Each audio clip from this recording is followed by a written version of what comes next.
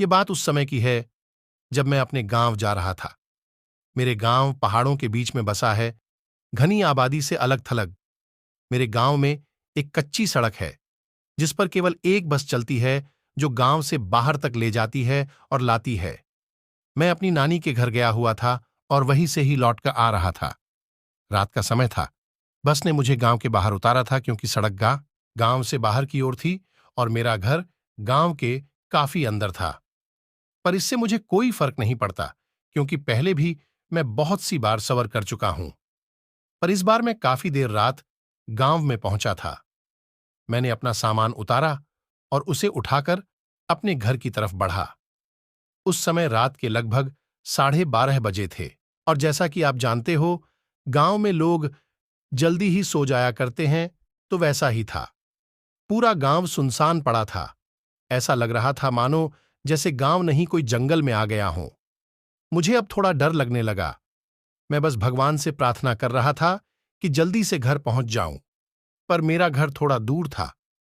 लेकिन थोड़ी देर बाद मुझे मेरा दोस्त सोमधर मिला। उसने मुझे दूर से इशारा किया। मैं यह सोच रहा था कि इतनी रात में ये यहां क्या कर रहा है। पर खैर छोड़ो, मैं तो बड़ा खुश था कि कम से कम मुझे कोई साथी तो मिल गया। अब मेरा डर कम हो गया है क्योंकि इस सन्नाटे में चुप्पी तोड़ने के लिए कोई तो है मेरे साथ। उसने मेरे पास आके मेरा बैग उठाया और मेरे आगे आगे चलने लगा। चलते हुए मैंने एक बात पर गौर किया कि ये इतना चुप चुप क्यों है। ये जब से मुझे मिला है तब से कुछ नहीं बोला, क्योंकि मेरा दोस्त सोमधर तो बहुत ही बातूनी है। और तुम्हारा दिमाग खराब हो गया है क्या? उसने मेरा हाथ पकड़ा और जबरदस्ती मुझे खेतों की तरफ ले जाने लगा। उसका हाथ बहुत ठंडा था।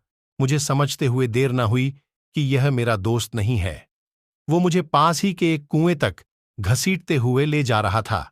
मैं जोर जोर से चिल्लाने लगा। मेरी आवाज सुनकर गांव के बहुत से लोग झक गए और मेरी तरफ दौड़कर आने लगे। जब वो मेरे पास आए तब तक मैं बेहोश हो चुका था। सुबह जब मुझे होश आया तो मैं अपने घर पर था। मुझे उठा देख सब घर वाले मेरे पास आए और बोले, तुम ठीक हो? तुम्हें क्या हो गया था? तुम रात को बरगद के पेड़ से लिपटे हुए बेहोश पड़े थे। तुम्हारे साथ क्या हुआ था? मैंने उन्हें अपने साथ जो हुआ वो सब बताया। उस समय मेरा दोस्त सोमधर भी वहां ही था। वो बोला कि मैं तो रात को अपने घर पर सो रहा था।